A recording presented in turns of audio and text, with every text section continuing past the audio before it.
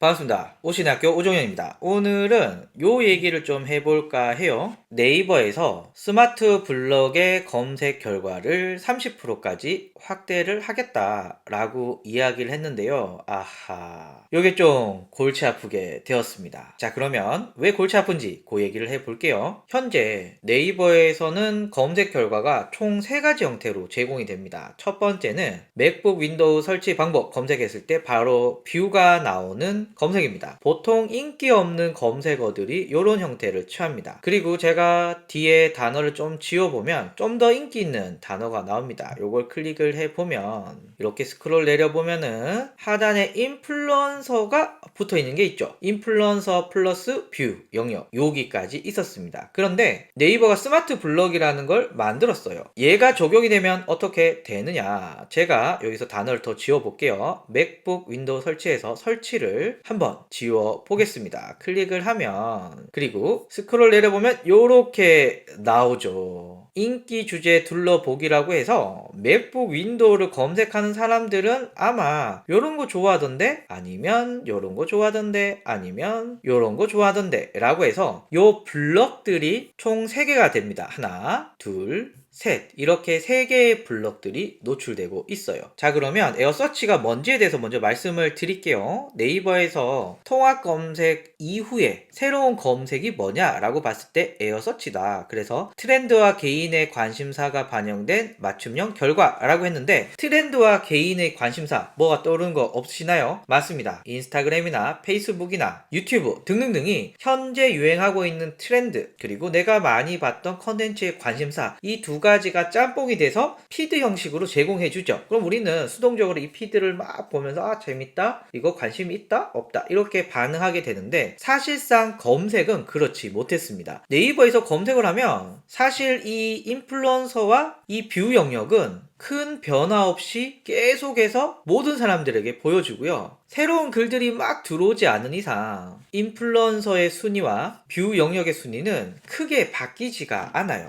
그러면 대한민국의 모든 사람들이 남녀노소 상관없이 맥북 윈도우 설치를 하는 순간 인플루언서 검색도 똑같이 보고 뷰 영역의 순위도 똑같이 보게 되고요. 이런 검색 결과를 정답형 검색 결과라고 불러요. 자, 그런데 네이버는 이거를 바꾸고자 한다. 인스타그램과 페이스북과 유튜브처럼. 그러니까 트렌드와 관심사에 따라서 검색 결과들을 계속 왔다 갔다 바꿀 건데, 그게 이런 형식이야 라고 합니다. 그래서 네이버에서 인기 주제 둘러보기라고 잡은 게 맥북 윈도우 관련돼서는 주제를 이렇게 잡았습니다. 그리고 요 노출되는 요 3개의 자리들이 계속해서 변화를 하고 있습니다. 어떨 때는 맥북 윈도우 전환이 상단에 갔다가, 어떨 때는 맥북 부트캠프가 상단에 갔다가, 어떨 때는 맥북 내돈내산이 상단에 갔다가, 이 영역들이 계속해서 바뀌는 거죠. 네이버는 스마트 블럭을 정답형, 탐색형, 반응형, 발견형 이렇게 4가지 유형으로 구분해서 엄청나게 많이 만들 거야 라고 하는데, 요 뜻은 정답, 탐색, 반응, 발견이라는 주제별로 요 모두 보기 눌렀을 때 여기가 엄청나게 다양하게 키워드마다 생기겠다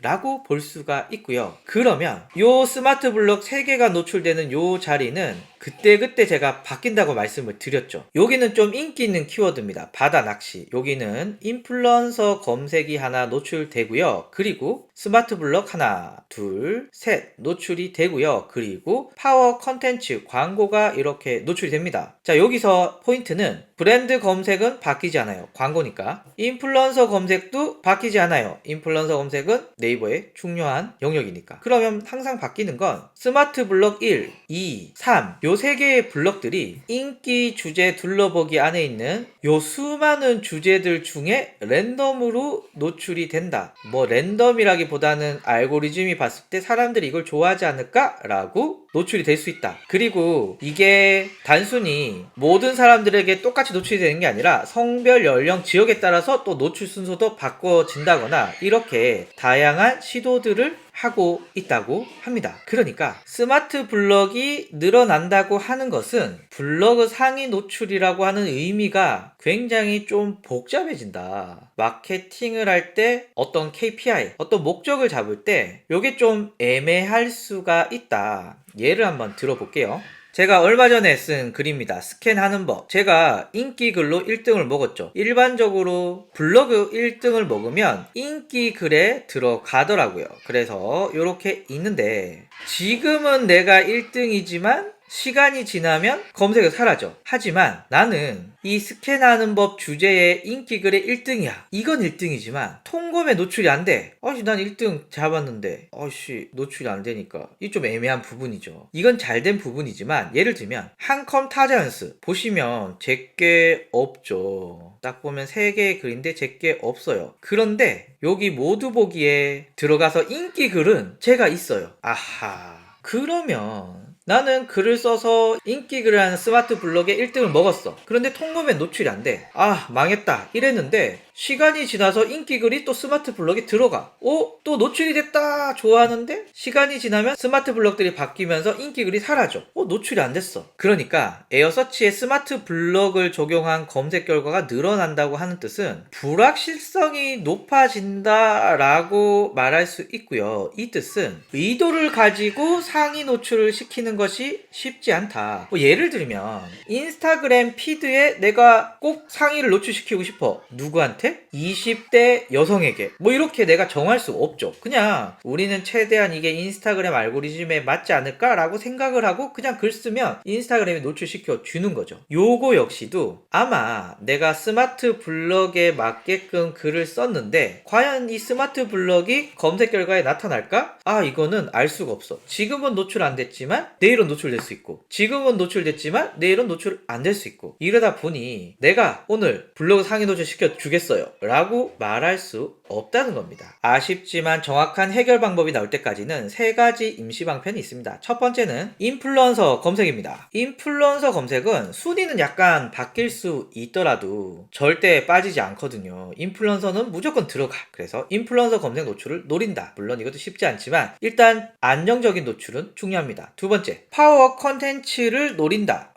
스마트 블록에서는 이걸 브랜드 컨텐츠라고 하는데요. 여기 들어있습니다. 키워드에 따라서 얘가 상단에 있는 경우도 있고 하단에 있는 경우도 있습니다. 지금 바다 낚시는 하단에 있지만 임플란트 보면 상단에 있죠. 그리고 하단에 후기부터 여러가지 스마트 블록이 있습니다. 이곳에 난 노출을 못해 라고 하면 파워 컨텐츠가 좋은 방법이 될 수 있겠죠. 인터넷 가입, 이거 엄청 빡센 키워드잖아요. 보면 주제가 있고요. 그리고 그 밑에 보면 브랜드 컨텐츠라고 하는 파워 컨텐츠가 있습니다. 요거는 안정적이에요. 위치도 괜찮네요. 그리고 이 밑에 있는 것들 있잖아요. 이거는 그때 바뀌기 때문에 우리가 어떻게 할 수가 없어요. 네이버에 몸을 맡기는 거죠. 그래서 안정적인 노출로는 요 2가지 하나 더 추가하면 요거는 임시 방편이기 때문에 다양한 시도를 하면서 방법을 찾는 요런 3가지를 동시에 하는 것이 좋지 않을까라는 이야기를 하면서 오늘 에어서치가 확대되었다. 그래서 불확실성이 높아졌고 그래서 의도를 가지고 노출이 쉽지 않아서 인플루언서 검색, 파워 컨텐츠 그리고 다양한 시도를 해보면서 지금 요 시기를 잘 넘겨야 된다. 이런 내용 말씀드리면서 마치도록 하겠습니다. 감사합니다.